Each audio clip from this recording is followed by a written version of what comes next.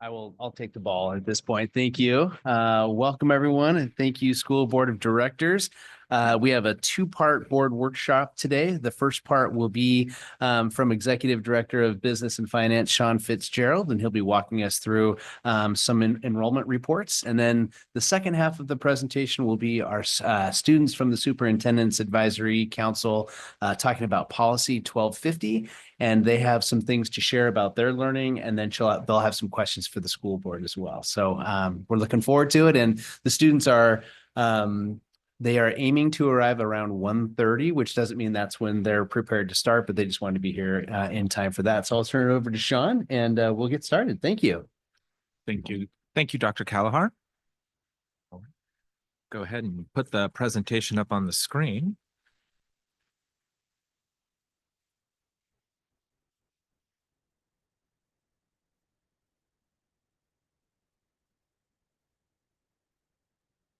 Great, thank you. Well, good afternoon, everyone. President Jackson, members of the board, and Superintendent Callahar. We're here this afternoon to discuss our preliminary enrollment projections for both the 24-25 year end and also our future four-year projections. Again, these numbers are preliminary and will be refined throughout the spring before final numbers are presented in the budget in June. Just to start with, familiar slides, funding overview. Enrollment and funding, again, budget AAFTE or annual average FTE. Whoops, I'll move to the next slide. There we go. Clicker is working, excellent. But again, our budget annual average FTE or AAFTE derives state apportionment funding from September through December. And then beginning in January, our actual AAFT will begin, we will receive state apportionment funding beginning with our actual amounts. And so ultimately, we are funded on our actual enrollment. We just received the budgeted amounts for the first 4 months of the school year. And once it's adjusted, we do receive our actual funding. So we're not losing any funding or, any sort of discrepancy there. So if you're conservative in your budgeted amounts, like we are, and you budget lower than actual, you will receive an increase in revenues based on your actual enrollment for the school year. Looking at our historical trends, September FTE is historically the lowest count of the year, and October is generally our highest. And then when we're working through our enrollment projections this year, or for this meeting, generally we exclude running start and open door numbers for our analysis just because the act is passed through. And that means we receive the funding for those students, but they ultimately go to the college for running start or our open doors program. This slide is kind of a reminder slide, just preparing us when our demographer returns to present on March 25th. So MGT Consulting, formerly known as Davis Demographics, is our demographer, and we contracted with them last year to provide a 10-year kind of residential survey and forecast. But when you look at what our numbers, the district is presenting versus the numbers that our demographer uses, you will see some discrepancies. And so this kind of reminder as we go in, and since I'm presenting first and then we'll come in March, just kind of prep the district and anyone else who is curious at looking at the reports. And so one of the differences you can see is FTE. Oh, I'm sorry. No. There we go. So we have FTE versus headcount. And so the district is using FTE, while as MGT is going to be using headcount. So FTE is our full-time equivalent, and that is ultimately what the district is funded on. And so a good example to compare the two is like a half-time kindergarten student. So, if a student's here half-time attending kindergarten, we would record them as 0.5 FTE because that's what we're receiving funding on. And so that's the number we want to work on. Whereas MGT is looking at headcount. So even though that student is only attending us half time, they would still be recorded as 1.0 headcount. So you can see our October 2023 numbers on the right, which were used for last year's study. You see that difference of about 216 between headcount and FTE. And again, that's just adjusting to, again, they're looking at all of our students in the district, whereas we're looking at how much time those students are spending in those districts and how we're being funded. MGT also, there's also the difference between school versus residency enrollment. So MGT is focused on looking at where students are located in regards to boundaries within the district, as opposed to where they are actually attending in the district. So the district is looking at where the students are attending, again, for funding purposes, ensuring proper funding is allocated to student enrollment at the schools. MGT is taking a more holistic approach and looking at, okay, where are the students located, where they are compared to the closest school. And then another big factor. Oh, Kind of go a quick ahead. question with us. So how are they, so we have a kid coming from Eastmont, how do they factor that in? So we give them all of our data. And so they'll be able to say, like, this is an out of district student.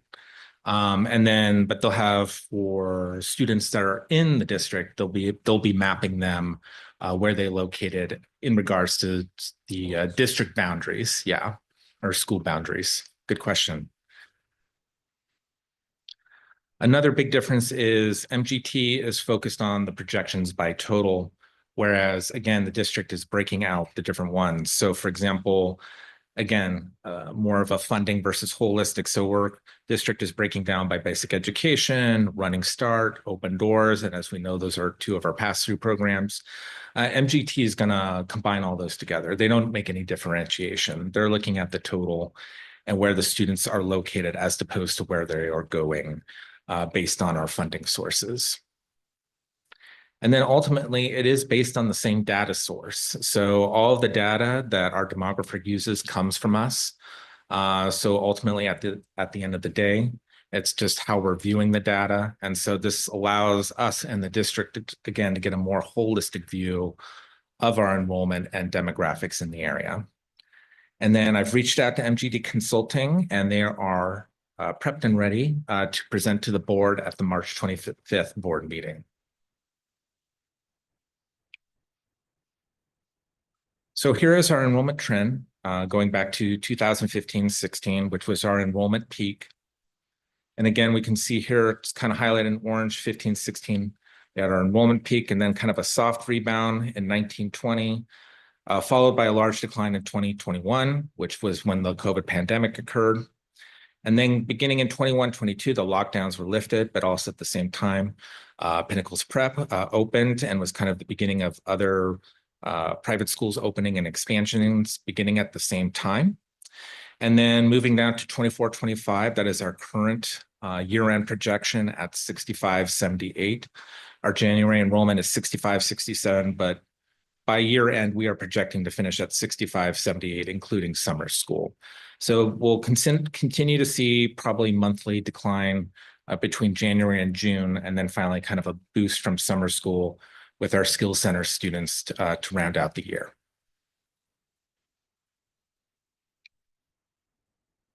This is the same data from the table just presented in the table, or same data from the chart presented in table format. So again, you can see the breakdown of the numbers. Again, largest declines from 15-16 to 16-17 was when our enrollment peaked, was a decline of 200. We saw a decline during the COVID lockdown, about 383 FTE. And then in the last 2 years, although not as significant as the 2021 single year, when you combine them up, it's a similar decline over the last 2 school years.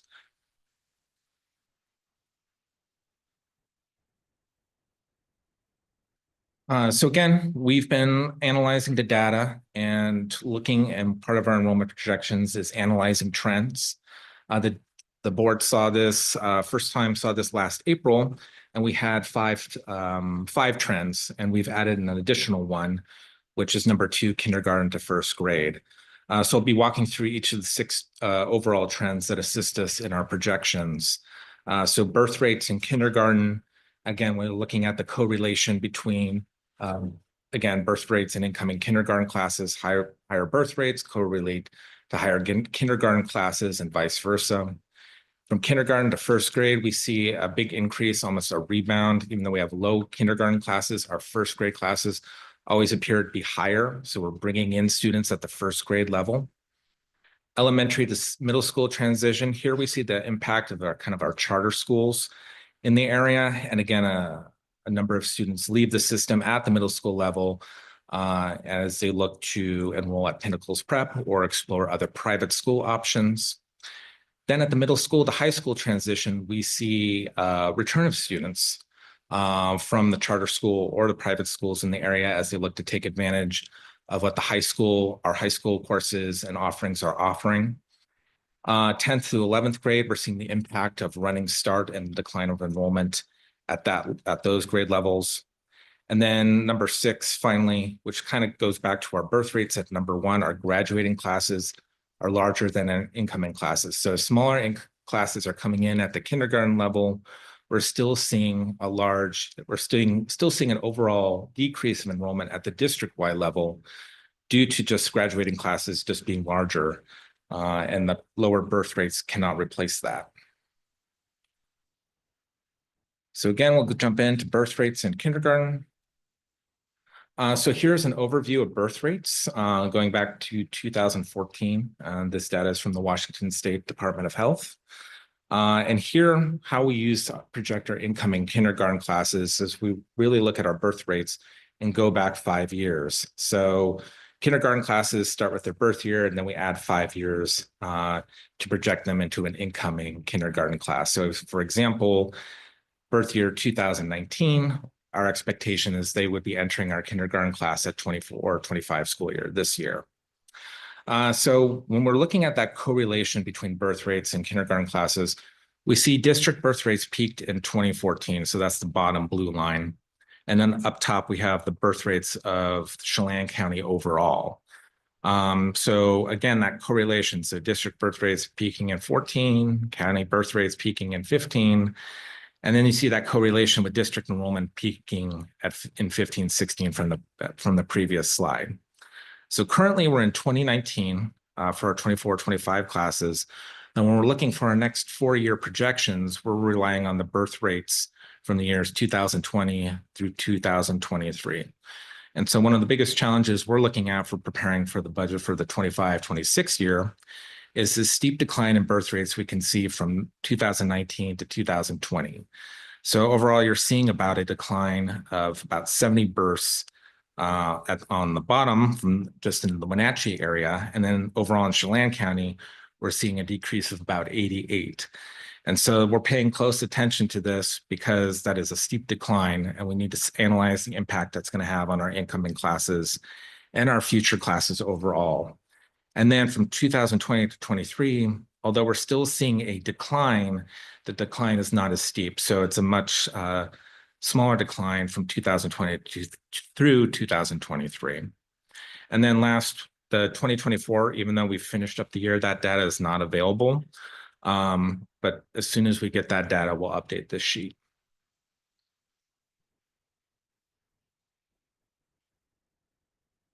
So here again is the same data, just presented in different format. So we can see for 2025-26 is corresponding to the 2020 birth year. And we see both at the county level and at the district level, we're both seeing a decline of 88 and 71 births respectively.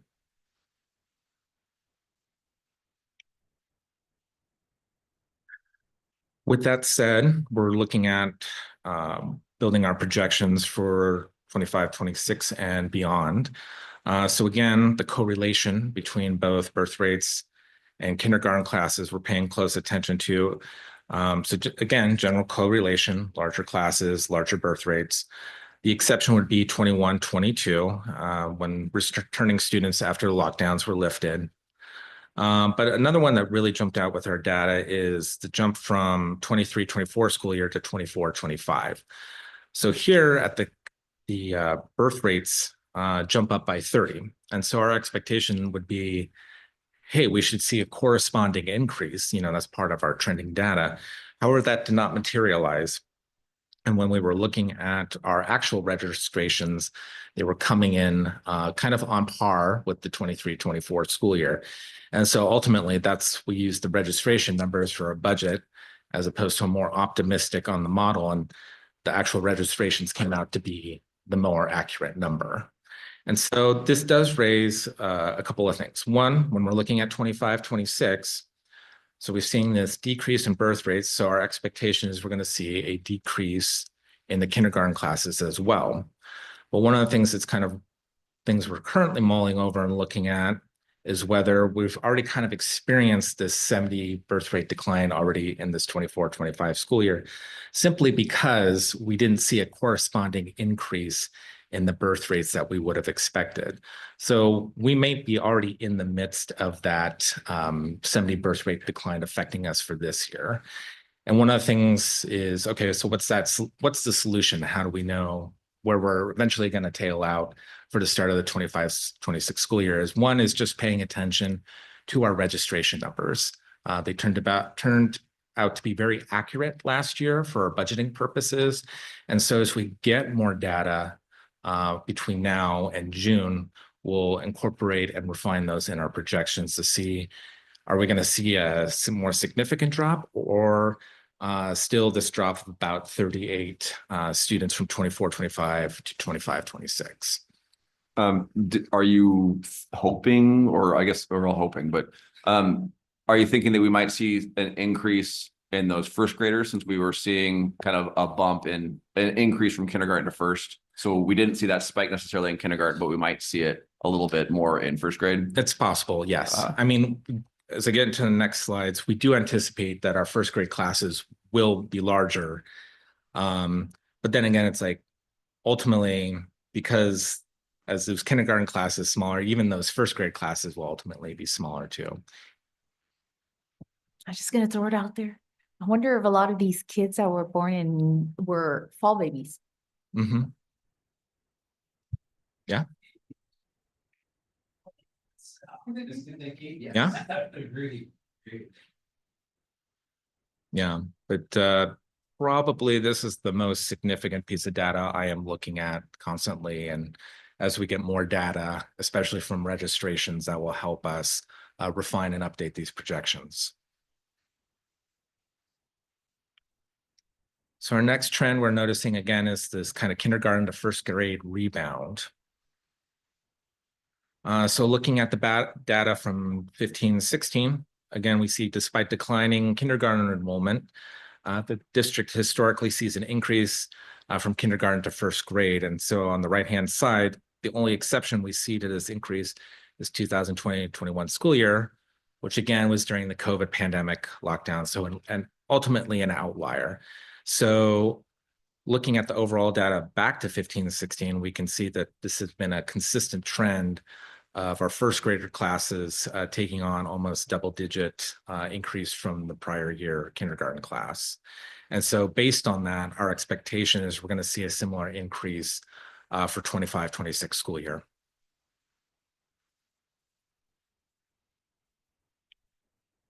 Our third trend, again, is our elementary to middle school transition.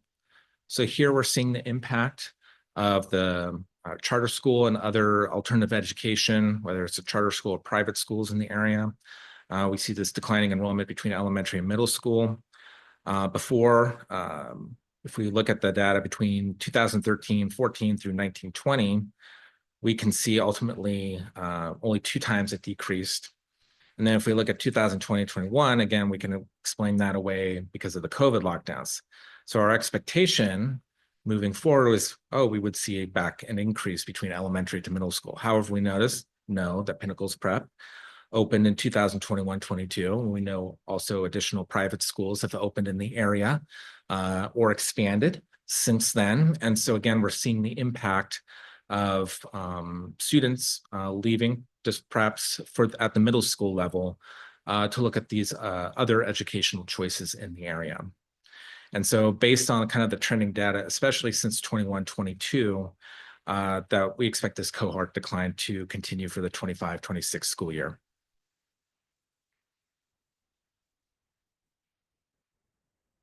Moving on to middle school and high school. So that being said, we see that impact at the middle school level. We're seeing different results from middle school to high school. So either we're seeing either kind of a stable or an increasing enrollment. And again, this contrasts with the double-digit decline we're seeing at the elementary and middle school level. And this suggests that students who are choosing to attend district middle school are likely to continue their education in high school with the district. And it also suggests, when we're seeing increasing enrollment, that perhaps students in the area are wishing to take advantage of high school offerings, whether it's in educational course offerings or athletics. And again, we saw an increase. If we follow 23-24 at the 8th grade level, we have 556, jumped to 576 for the 9th grade level. So we saw an increase of 20 students this year. And so our expectation is we're going to see that enrollment either be stable or increase. And so even though the model is projecting an increase of 5, it's better to be on the conservative side and look to see if this trend continues into the next year.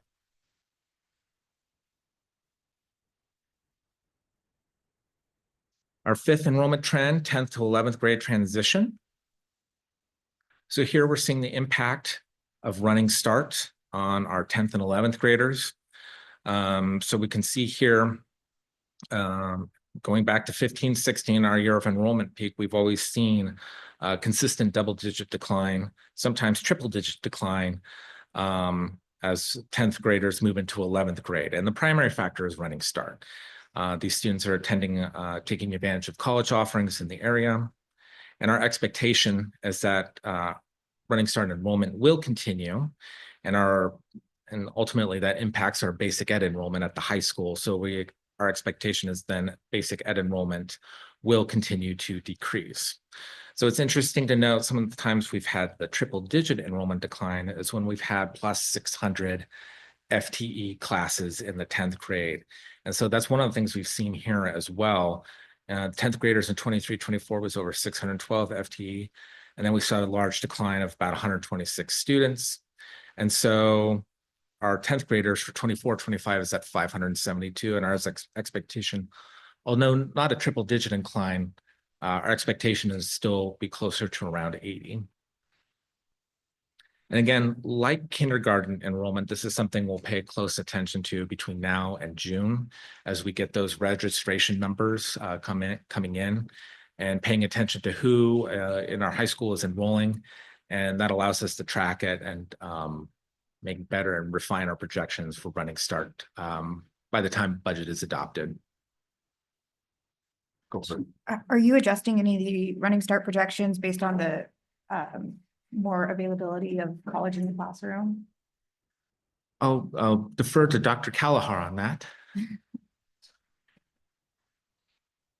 So I just asked if we're looking at modifying any of our Running Start projections based on the kind of growth of college in the classroom. Yes, we are. We're going to pay attention to the registration documentation that comes out of the high school for those options, and then we will modify as needed as we watch that. So we're excited or interested to see what that actually entails and how many students will participate in the increased college in the high school and more of that schedule modification at the high school level. So we'll be watching that closely. And February is when they kick off a lot of that registration process for next year. So by late March or early April, we should have some idea of what we're looking at. So yeah, good question. Thanks, Julie. So this is going to stay 80 until we have kind of more concrete numbers otherwise. Correct. Okay. Yep.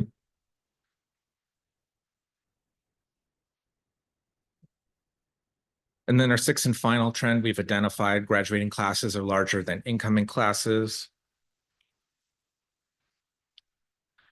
So again, enrollment decline is also due to district graduate classes being larger than the incoming classes.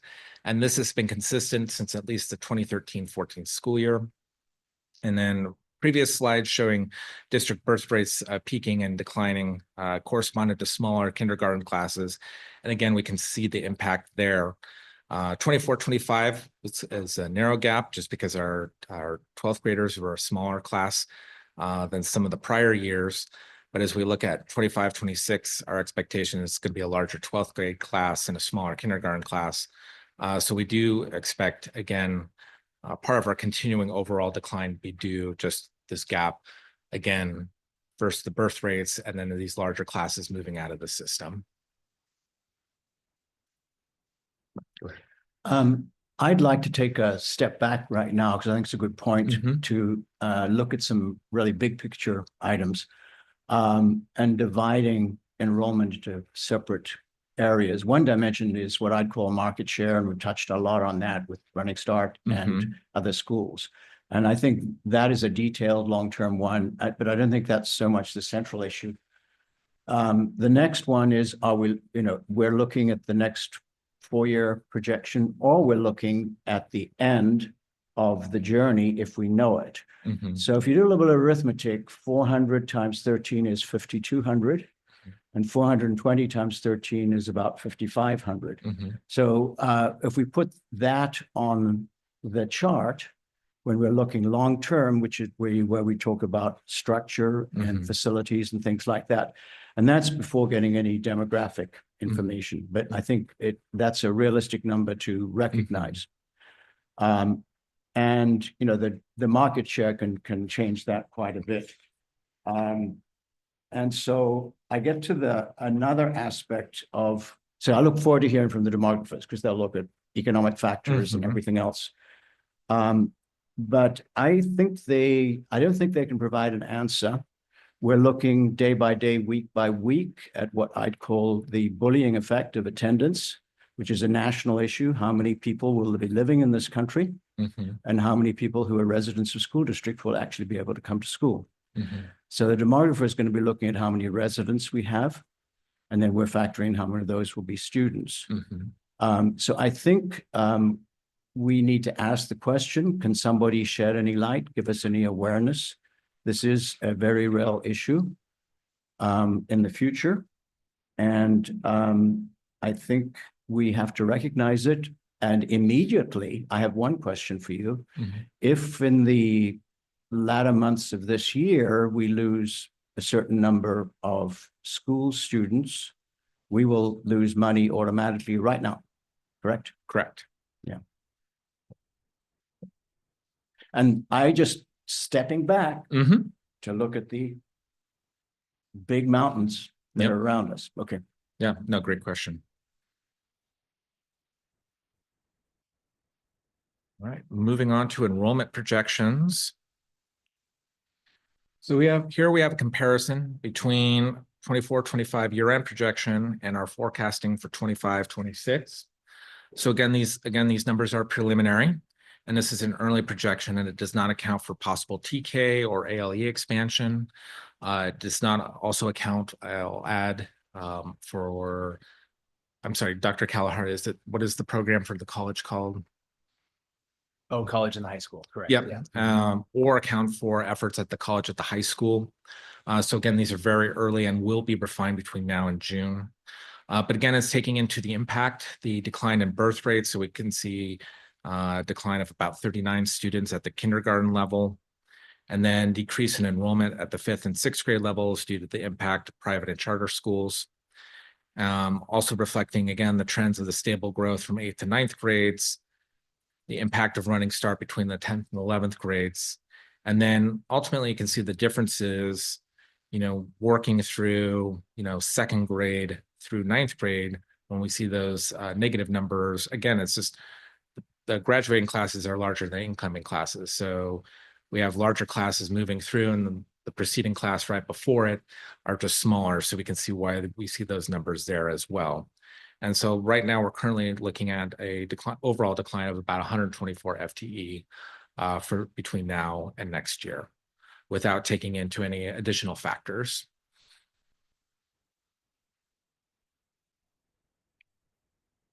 Moving on to our 4-year trend, if we continue with our current projections and our current trends, again, we're looking at, again, not only for next year, but the 3 years after that, additional enrollment decline, 124, 180, 163, 173 respectively.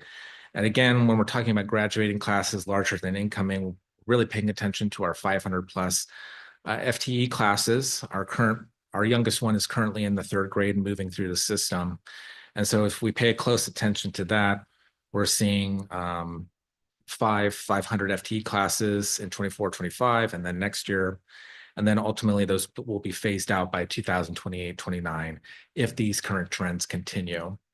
And then if we're looking at our kindergarten classes, we do pay close attention. And again, if the birth rate trends hold true, we may be looking at sub 400 FTE kindergarten classes beginning in the 26-27 school year.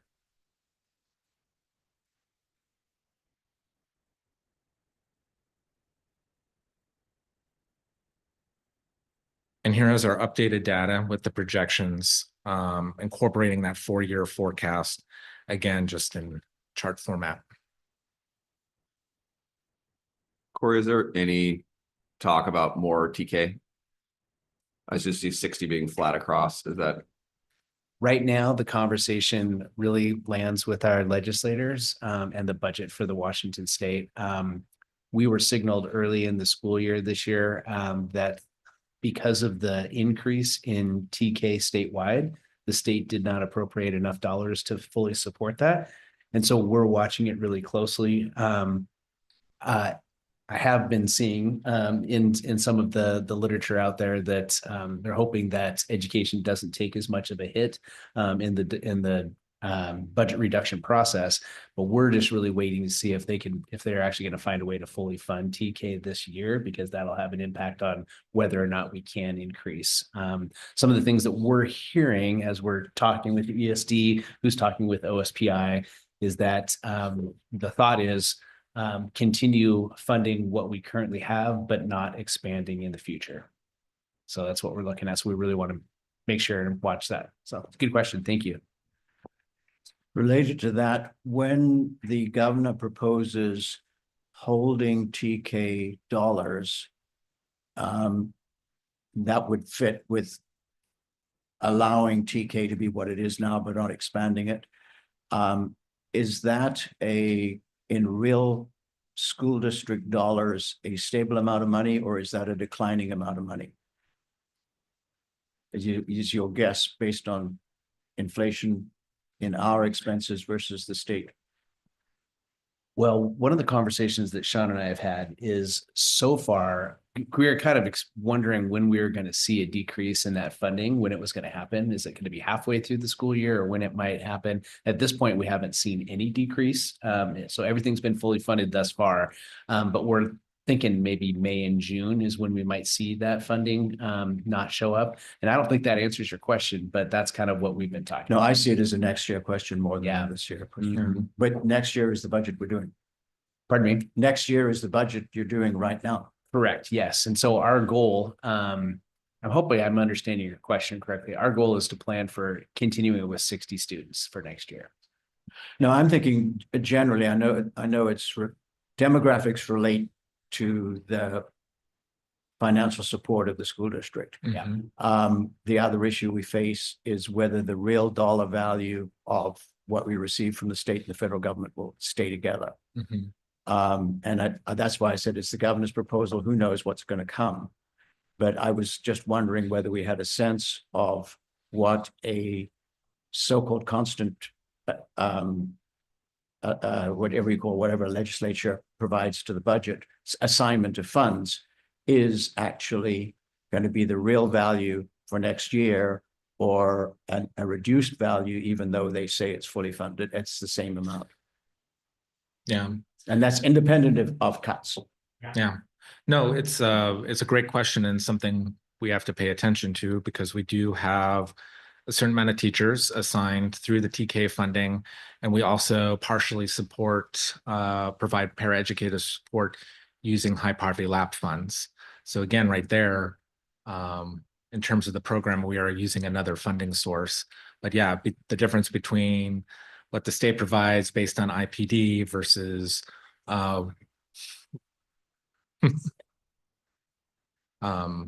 versus what the district provides, we are paying close attention to. Yeah. I think I need to let you get back on your main subject, but I think it's real. Yeah. No.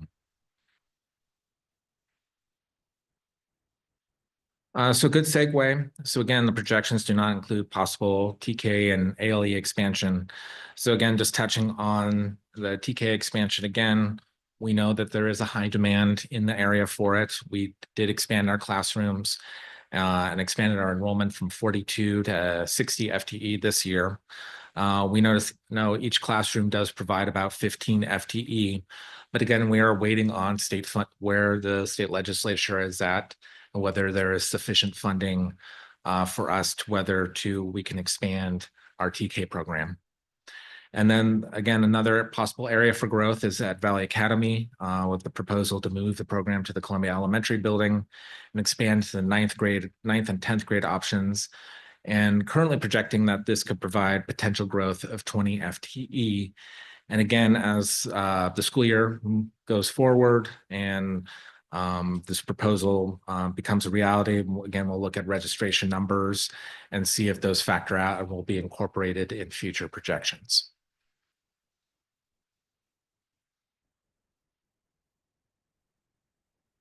So again, to summarize, we're seeing at the elementary school level decreasing birth rates, signaling smaller kindergarten classes, and that the impact of charter or private schools are affecting our middle school enrollment. And then at the high school level, charter and private school students were entering or returning to the district, while also the Running Start impacts our basic ed enrollment at the 11th and 12th grade levels. Overall, on the district-wide side, we're seeing graduating classes are larger than incoming classes. And then again, as just stated, our unknowns is expanding on Valley Academy or possible TK expansion, depending on what the state legislature does.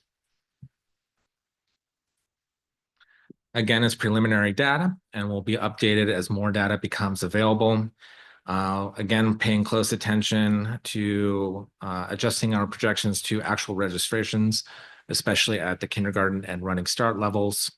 And then again, March 25th, our demographer will be returning, Marcy will be returning and presenting an updated 10-year demographic study and forecast for the district.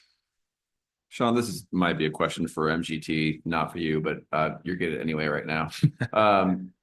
So I know like Valley and the Tech Center are getting students from out of the Valley.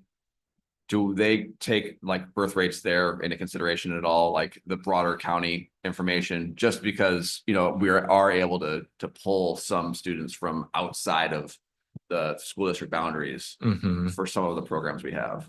Yeah, that's a good question. And I can follow up with MGT as well. Maybe they can just throw that in as part of one of their slides. Yeah, absolutely. Thanks. Do we know if Pinnacle is adding more secondary grades They are, yes. for next year? Yes, they will be expanding into 11th grade next year. Oh, Yeah. Correct. are they at 9-10 right now? Mm-hmm. Okay.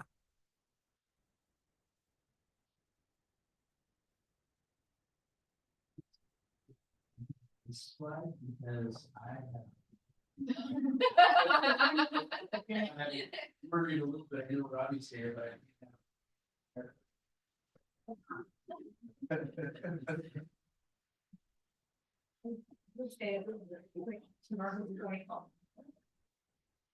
To Martin's point, putting into our unknowns, the changes in the federal landscapes and what that might do over the next 4 years. Absolutely. Yeah. All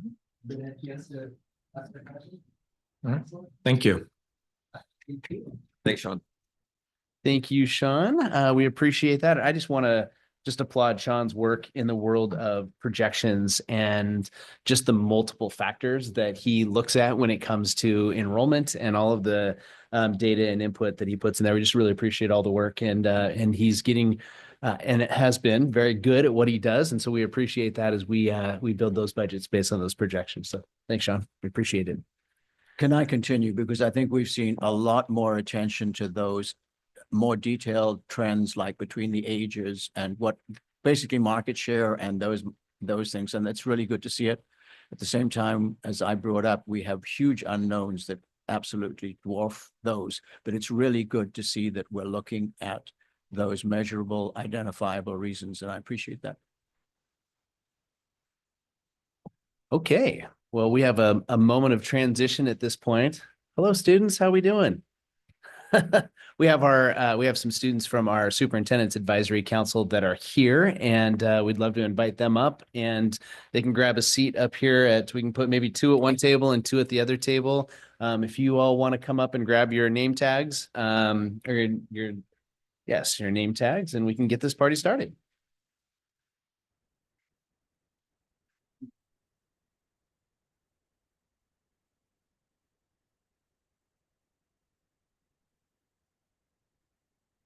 All right, we could potentially have another student or two join us. I know there was some running start classes that went till 1:50, and so we might see some folks afterwards, but very excited to have our students here and ready. We have a slideshow presentation that will kind of guide us through the conversation today, but these students have been spending a lot of time on policy 1250, so I'm going to pass that out while we're getting ready here. I don't know if anyone needs to speak to the policy. We've got it here and here. Sure that this.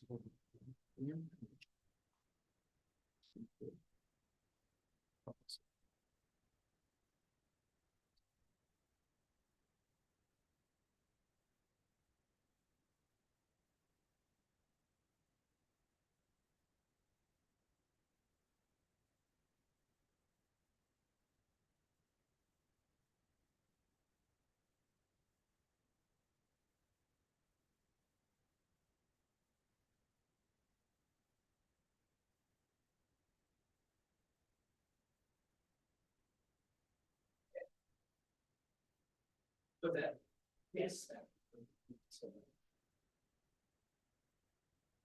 All right. Okay, so as we begin the presentation, we have spent a lot of time this fall talking about policy 1250, and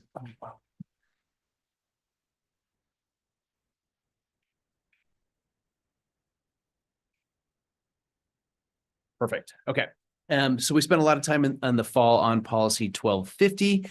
And here's a little recap of what we have done. In September, we began with the policy itself, began to understand the policy and also to ask questions about the policy. We did read the literature that is available on the Yakima School District and the success that they were having with student representatives on their school board.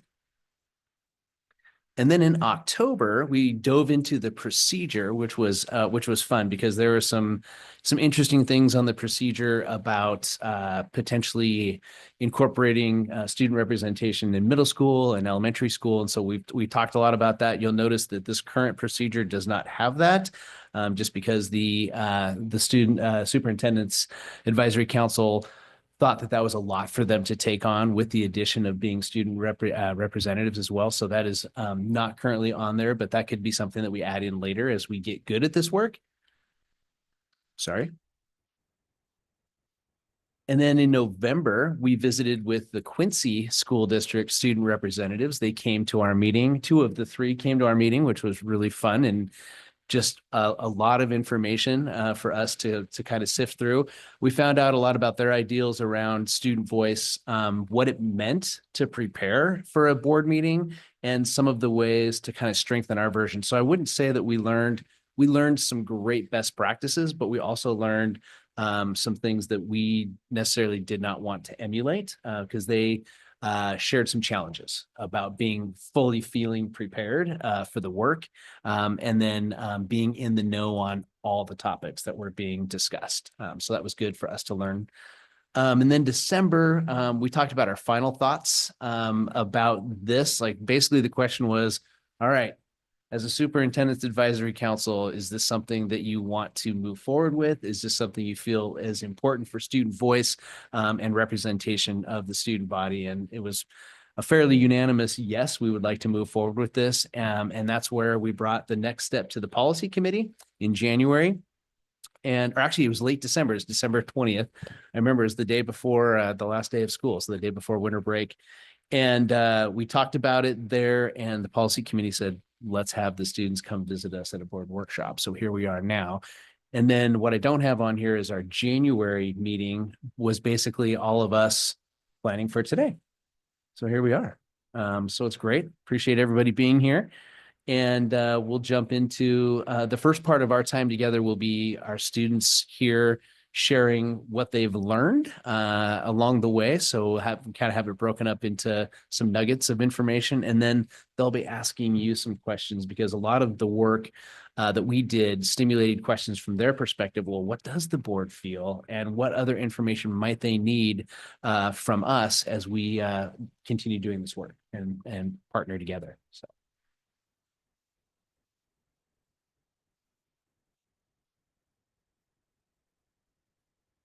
That is not part of the slideshow. Okay. Did you see November just disappeared? Okay. That was really weird, but we're okay. Okay, Sierra, do you want to give us a little overview of policy 1250 and a summary of some of the topics that we discussed?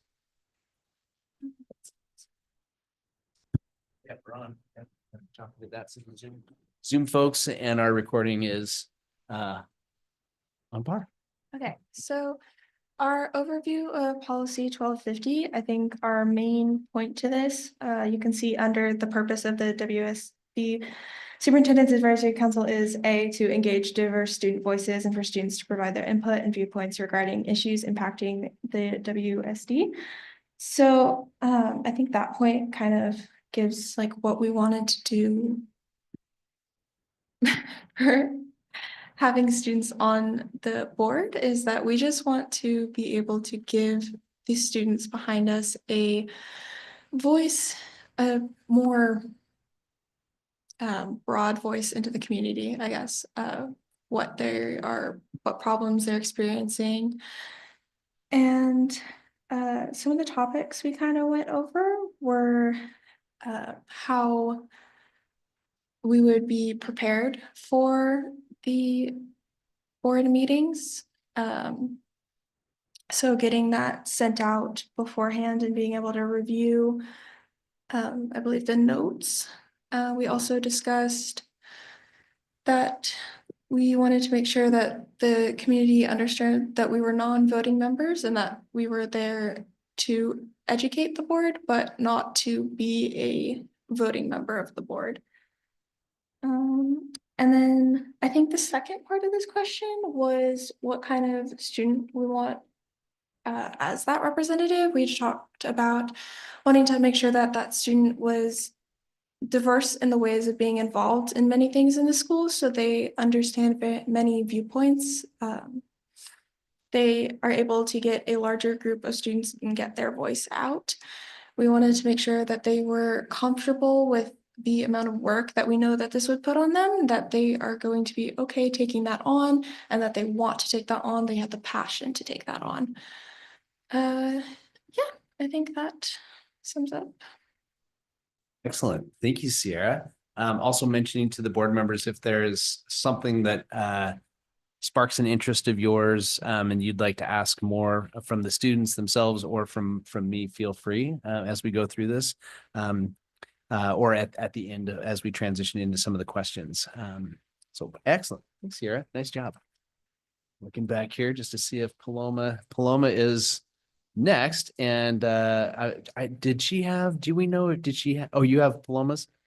Oh, you did.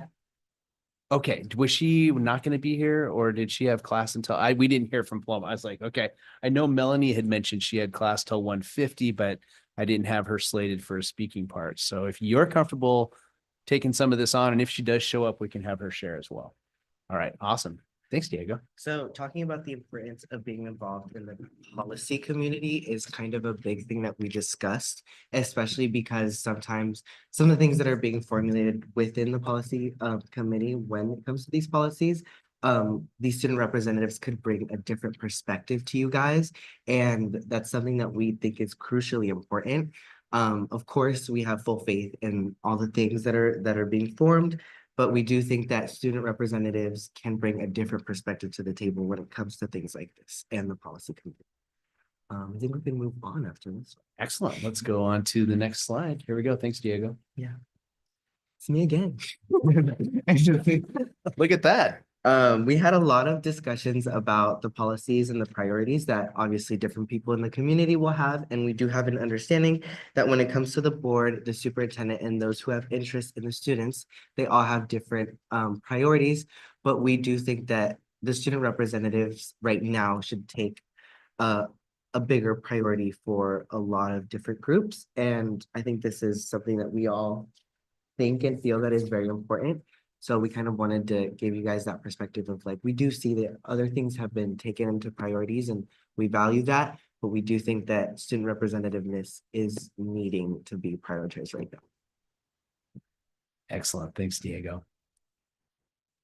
Maya, you're next. Yes. So one of the things that we talked about in our SAC meetings and wanted to kind of edit about the policy was how members were selected. And I mean, we didn't change much about it, but we just added it on and clarified that we want SAC members who have already applied for SAC and who have been selected to be a part of that team can volunteer to run to be on to be a student representative. And then if there are more than 2 people who do volunteer, we have all of the SAC members read their statements that they submitted. I think it was like a 200-word statement that we submitted in our application process to be a part of SAC. So we would all read those statements and then there would be a ballot and we would vote as a group to select 2 members. And we wanted to make sure that it was volunteer based and that we weren't just nominating people to run, to make sure that we do find students who are passionate and do, feel capable of taking on that responsibility. Excellent. Well done. Thank you, Maya. I have one clarification. So you said you had to be on the student advisory or the superintendent advisory committee or no? Yes. You do Yeah. not? Okay. We would pull from students that are already on the committee. Got it. Yeah. Thanks. Excellent. Okay. Next we have Robbie up. Thanks, Robbie. As student representatives, very concerned with the potential backlash that could be caused by controversial issues and topics. The concern goes beyond school, as backlash could come from community members, social media, and etc. This would affect the student at home, their family, friends. It could affect their mental health. Our voice is important, even in controversy. Understanding and valuing the student perspective is what the process is all about. We would like board members to remind the public that whichever side we stand on, our voice is meant to be heard, considered, and respected. We know that the board will have an idea when certain topics are going to be controversial, and we ask that they help prepare us for situations that might have backlash. Helping us all to understand all sides of where the community might be coming from would help us to craft our expressions accordingly with that information in mind. We would like to learn from all of you about times where you would have been in a sticky situation and how it was handled so that you could have multiple perspectives to learn from. Well said, Robbie. Thank you. Appreciate that. Okay. Okay, perfect. So Amelia was not able to be here today, so she sent me some notes that she was prepared to share. So that's great. And I thought I'd just read, but if anyone else has anything to add on, that would be great too. But and so the response here is, how are student voices used and leveraged as a student representative by the board? How we authentically represent the student body at large and do this well. We do not want to have token representation. And that's a topic that has been, we revisited quite a bit actually as a group and a team. And one thing that Martin, being present at most of those meetings, shared a lot with us as well, is we want to do this well, and how can we do that? So Amelia's thoughts were, having a student on the board can often be seen as representation for the sake of representation only. With this policy, we want to make sure this doesn't happen. This means that we would need the support of the school board members to involve the student throughout meetings and procedures to ensure that accurate student voice is being represented. We would also help solve this problem by providing links to student representatives and the student body as a whole. Ultimately, we hope that this will empower students to use their unique influence to make a positive difference in the Wenatchee School District. So I like that response. Corey, this might be for you as the head Yes. of the SAC. Uh-huh. and maybe to the students too, like, would you guys be talking about something that then the representative would be coming to the school board with? You know what I mean? Like, you talk about token representation, but also if you have two people representing the student body, that's a tough role to fill. So are you guys talking about things that then the representative will actually bring to the board? Yeah, I think our goal, and I'll just answer it real quick and then hand it to Diego. I think our goal was that it went both ways. Is that we would be taking on conversations that happen at a start from the board perspective as well, and to the students, and then from the students to the board as well, kind of that reciprocity type approach. So a little bit more back and forth than possibly Yes, what we're getting right now. absolutely. And go ahead if anybody else wanted to address that question as well. Okay, well, I'm sorry. If you had thoughts, I don't want to talk more than you all. You are the important voice here right now, but You gave him the stamp of approval though, so. okay. Can I add something there? Because that set a light bulb off in my brain. We've talked about policies as separate from board meetings. Setting the agenda is what we're talking about here. And so we might want to have a way that agenda recommendations come from the student representatives to the superintendent to set the agenda and then the same, not just coming from a different area. Yeah, I like that. I think that's important. I think I would like to add a suggestion, whether in regards to Amelia's point, they don't want to have that token seat in. I can relate a little bit to that, but providing a mentorship. So whether we have two students on the board, if us as board members can maybe as part of our assignments, our yearly assignments, provide that mentorship for the members. And I think it would allow for that empowerment and kind of teaching in ropes. 100%. That mentorship, but we were kind of more focused on obviously the basics of this and kind of getting this running, and wondering if obviously there would be one of you or someone on the board that would be willing to take that step and being kind of the mentor of these representatives and taking on that step. So yeah, I think that's definitely something that we would value. Yeah, as I'm looking at Tucker Jackson because he's the board president, he can appoint people. But I think at Tuesday's meeting. Tomorrow. Yes. Give me a minute. At tomorrow's meeting, we'll be talking about committees, and I think this is something that maybe we can explore as a potential committee. If and this is adopted, but it kind of goes to Robbie's point as well. The concern of safety or attacks on social media. Too much experience in that area myself, but I know it could be very hard and isolating. So I can only imagine for a young student to be that target, because I'm assuming that's something that other students in advisory council from different districts might have shared with you. But I think again that providing that mentorship, help navigating and keep that safety aspect in mind. Well said. Yeah, thank you. Other questions for the students at this point? I guess I have more. First of all, I would like a little bit more understanding of the representation on this advisory committee, because what I'm worried about right now is the schedule of board meetings may not lend itself to some students who participate in extracurricular activities and things like that. And so I just want to get a sense that, and because this doesn't really make sense to me, it says the advisory council will select up to 14 students to serve on the advisory council. So I'm just trying to understand if they're selecting themselves or who makes the selections, how that whole process works. Because what I really want to do is make sure that our council that forms the basis of these two individuals is, fairly representative of all students. Absolutely. I can answer some of those. I can answer all of them. I just want to make sure I pick them off one by one. No, that was No, that was good. It's important that we understand the process. And I think that's what we're here to do is make sure we clarify that with you. And if there are any questions that we come back and we share our responses.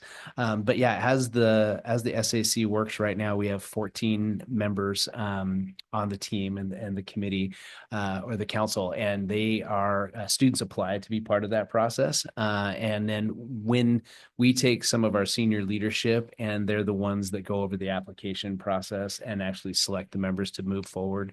Last year, we had just enough members to fill our 14 as with applicants. And so we're like, okay, well, here we are, we're in a growing year. And so we kind of massaged how we are bringing on new members. And we're actually at that point where in February, we're going to talk about bringing on new younger members this year. So one thing we didn't do this year is we didn't fill all of the boxes with regard to 9th grade, 10th grade, 11th grade, and 12th grade.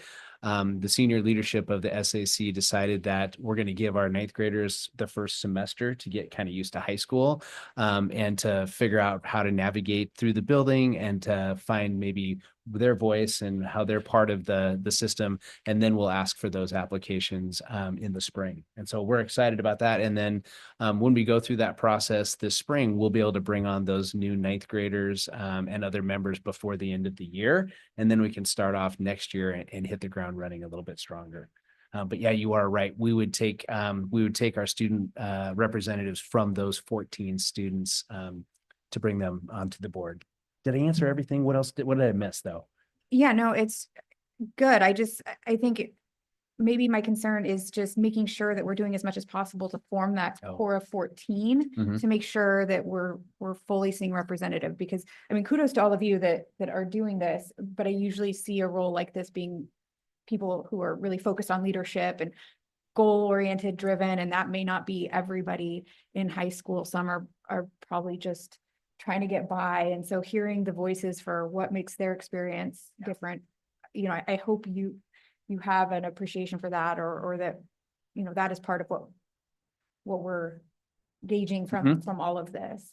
So that was just my question is making sure that the 14 is really representative, from which we're choosing the 2 to then bring further comment. The other piece, I know you guys mentioned a lot about wanting to be involved in policy development. And usually by the time a policy gets to the board, it's kind of already been vetted through the policy committees. So I'm wondering if it wouldn't be maybe an opportunity to have individuals on the SAC join or participate in some of our other committee meetings, like policy committee in particular, but maybe even the facilities or whatnot. So then you can report to each other saying, hey, I was at this meeting, this is what was discussed. Just to the extent you want to be more involved in that process, because usually that's, you know, we have done historically fairly little discussion of policies by the time it reaches the board level. So just, I guess maybe that's more of a managing expectations or seeing how you can be more meaningful in that process would be a thought. I think that's great, because we did have lots of conversations about wanting to be part of that policy committee. And that was Paloma's piece.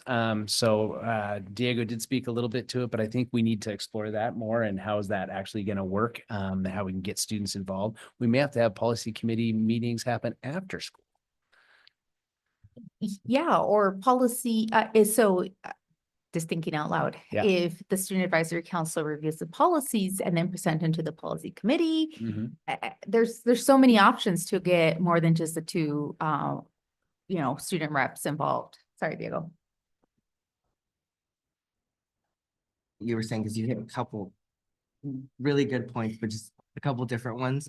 You hit, I think at first you talked about making sure that we value, all 14 are valued equally, and making sure that they all have different experiences. And I think we've done a good job at having very different people and different cultures, and of course with not just ethnicity, but as well as like school and how they work. I think that the person or representatives that would be on this kind of or joining the board just to like as a non-voting member would have to be someone that's voluntarily, for the fact that they care for the community. And it's extremely important. Of course, I can say myself that I've been through a couple very, very tough times, and that some other may not see or some other may not understand, but I have seen other experiences from other people that I can strongly say that if it came down to joining a board like this, I would want to do that. out of if there was something for me to understand in the future and be like, hey, maybe I don't get this group. And I would go out of my way to understand that group to be able to give a better representation on the board, if that makes sense. So I think that's why I'm saying if, and Maya even said that this would have to be someone voluntarily, because it would be someone that is passionate about really impacting this school district.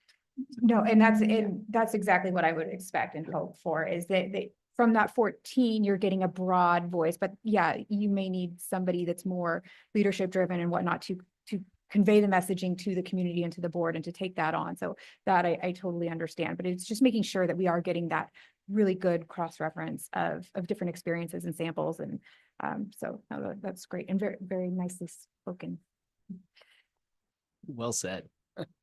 I'm not sure how many people applied for the SAC this year, but I didn't find out that this existed until I think it was like a club fair that we had at the very end of the school year last year.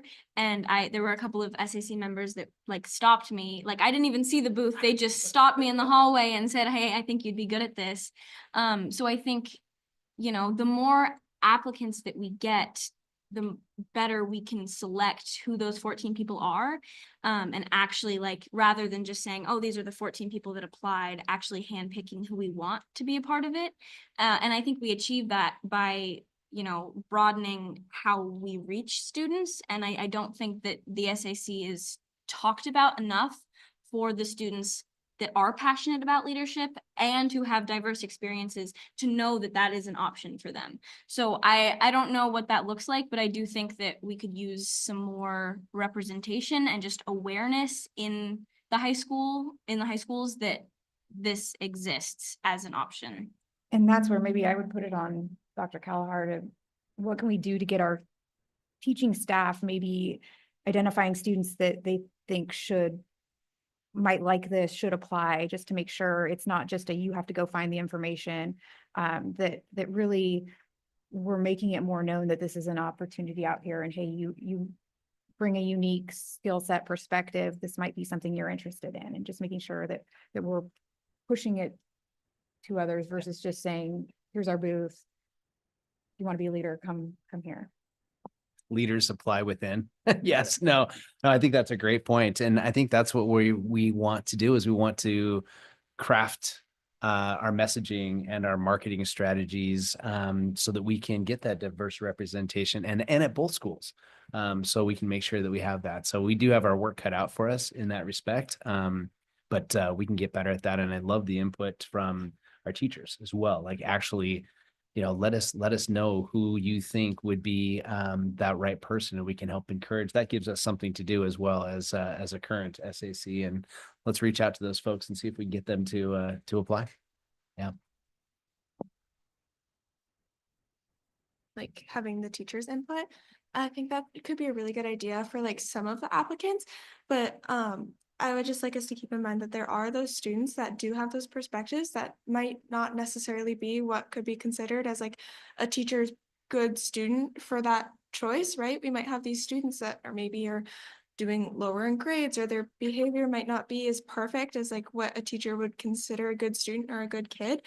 But those kids have such valuable voices as well. And I think making sure that like we do want to put it out there for everyone, getting it out as much as possible, just going off what you guys have been saying. And getting the teacher feedback, I think, is a really valuable idea, but then also making sure we're not just going off of the teacher's ideas, but also making sure that those kids that might have those grade problems or behavioral problems or anything else, they also get the opportunity to do this if they want to, if they have the ability to get their voice out within that council and make good decisions about that. Because having that diverse experience, just again, back to the diversity, is like, you want everyone to have their voice within that, not just what could be considered the perfect applicant.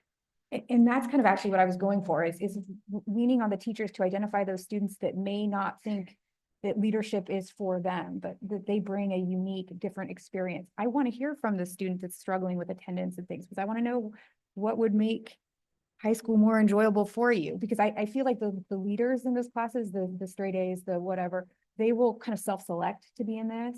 So that's why I would say that the teacher feedback is really important to encourage kids who have those kinds of issues or problems to share with others, to explore something that might get them more excited about going to school and participating and doing things. So that's actually kind of why I was thinking maybe getting some other staff input or something, just because they can present the information just more generally anyway, but they might, it might be just what somebody needs. Absolutely. What a great opportunity for our teachers to show students that they feel have a great deal of potential and may not have the platform in which to show that potential. So I love that. That's great. Thank you. Go ahead, Maria. I was just trying to balance Sierra's point to, and Julie's trying to balance that out, because I see the value in both.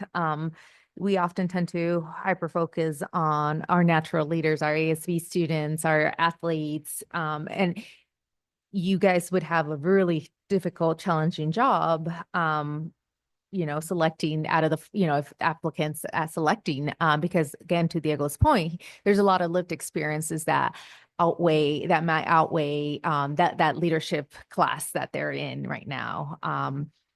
And yeah, I mean, it's just finding that fine balance, but I completely agree. If it's even kind of reminded me a little bit of Avid at the middle school level. The teacher kind of gives them a nudge. Hey, I think you would be good for Avid. You should consider applying. And then it's up to the student whether they're going to apply or not. So. A preface to what the goal of the SAC is. Like, we can share this information with them and say, we're not just looking for your best student, we're looking for people that have diverse perspectives. I think that will help target those students.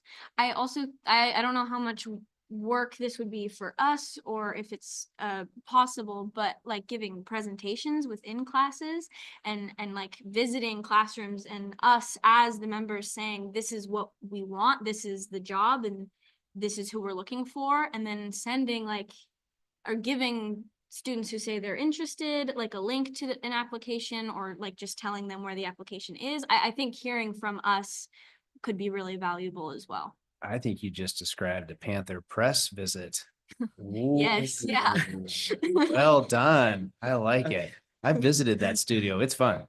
Yes.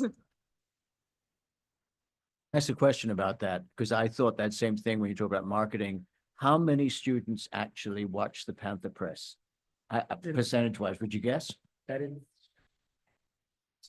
I believe by the second period teacher for the class. So every second period teacher is supposed to show the Panther Press in their class.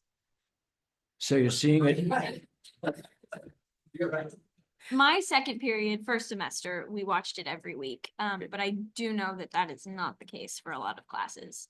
So I don't know, maybe there needs to be more push for teachers to do that, but it is definitely like the teachers aren't showing it all the time. So There was a time where I think it was shown for like a really strong amount of time. And there was a very interesting decline for sure in the amount of views. So in the building, so every student should be at least receiving it. So then if at least it is not shown in their classroom, they do have the ability to watch it on their own time. Maybe we could get Mr. Anderson to show them on the TV, on the monitors around the halls with subtitles. I guess the reason I raised that is you've got to be inside the system to know what raises profile and what's people pay attention to. And along the same lines, I think it's really true that the Student Advisory Council needs to be known, recognized, and understood. But we probably need to ask the students how best to do that. Any thoughts or comments, students? No. Okay. I think you're right. I think you're right. That's the unique perspective that we can have. We have about 16 minutes left in our board workshop today, so I thought we'd pop some student questions up there. Oh, there they are. Miranda, do you have any thoughts or comments before we move on to some of the questions? No, no, I didn't. I did put some comments in the chat earlier. I don't know if they were reviewed or not. One of them was the TK, that House bill was being heard today or tomorrow, and I was gonna, once I got feedback, what that outcome was, I can send that to everybody. And I thought, you guys, the Student Advisory Council did great speaking and presenting. Sorry I couldn't be there today. Thank you. We appreciate that. You're with us. You're with us. We appreciate that. Let's, as we look at the questions, I think we're gonna be able to just probably answer a couple of these, because I think the idea was that each of the board members would get a chance to respond. So this was Amelia had the first one, and then maybe we'll go to the last one as we have a chance to kind of move through here. But what is the overall opinion on the current policy and the idea of student representation from the board perspective? This was one that our students were, what does the board think? What else do they need from us? What can we provide? When would this go back onto like the board for a first read potentially? So we'll just start with this question though. What's the overall opinion of the current policy and the idea of student representation? So whoever wants to jump in that, Julie, if you're ready. Sure. I in general like the idea of having student representation. My continued concern is just how do we make it the most meaningful experience and not traumatizing for you and both, productive for us. And like I said, you've talked about some of the areas you want to be involved in that may be more like committee work versus full board work.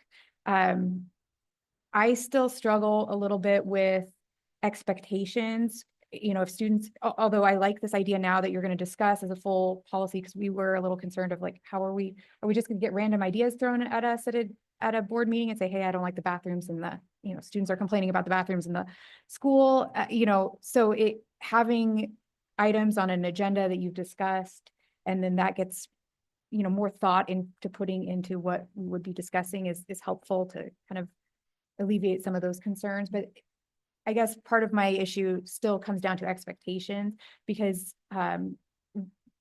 there's a lot of pressure when students bring us ideas to immediately respond and do things. And so is that your expectation that the board would immediately prioritize something in lieu of other things we're working on? Or, I, as a board member, I look at what's the community going to think too, because of course, a great piece is a student spoke about the library.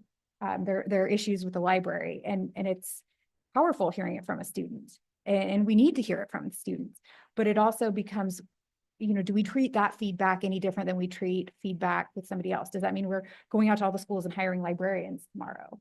No, it's how do we manage what you want us to do as well, and what we're going to hear from the community as well. So I'm still like wrestling with that a little bit, because you guys are very powerful and we need to hear from you. But it's just, how do we manage your expectations and then what is expected of us when we hear from you? And I don't know if that's a question for you guys or more just for general board, but that is what is kind of keeping me just needing more information about how this bottom line 14 is selected, which I think was explained very well, and how it's representative. The agenda planning makes me feel more comfortable, but I still am a little bit worried about this expectations, driving what we're doing or changing priorities unnecessarily. So lots of words. Yes, no, that was great. And I think what we'll do is, instead of having the students address that, or myself, let's hear from each board member, because we'll probably all have an array of information, and then that can be some of the work that we work on, bringing some of that back. Yep. Just keep things going around the table. I think that my question is how are the representatives representing the student body, right? Because you're being asked to bring the voice of a very large group of people into the conversation, right? So policy committee, that's a great point. Like, it's not just I said something at the school board meeting, because that feels like token representation.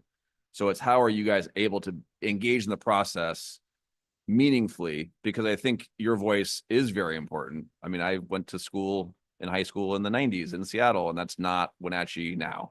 So having that kind of perspective is really important, and just making sure we're doing it well so that you guys feel heard, that we are able to kind of get meaningful input, and those can, like, we can work together, because it'll be a little bit of a, how do we figure it out and then tweak it? It's not going to be slam dunk on day one.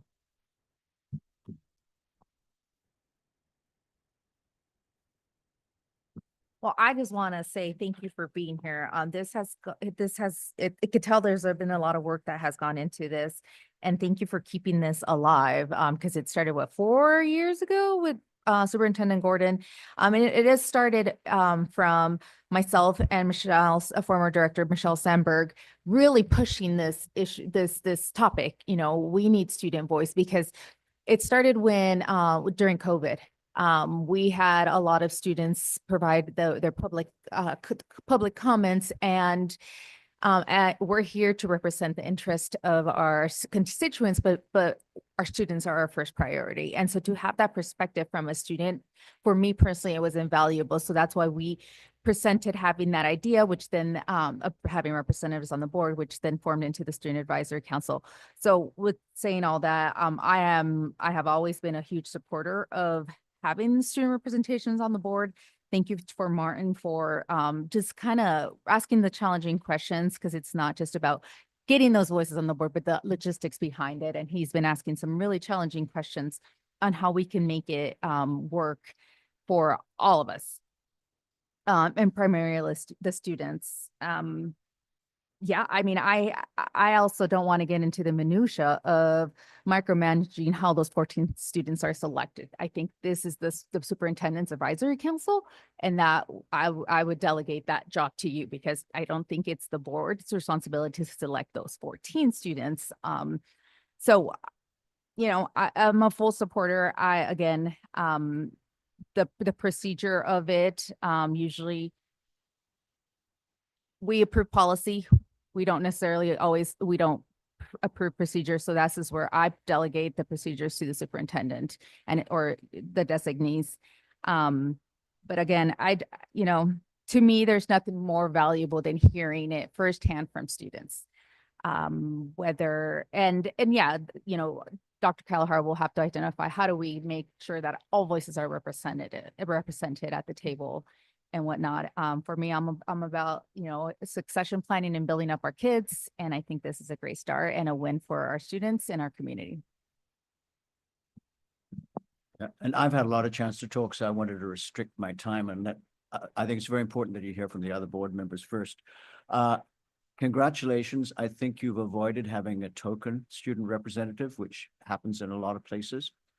And so if you talk about what we would do, get your input today, get the board reaction.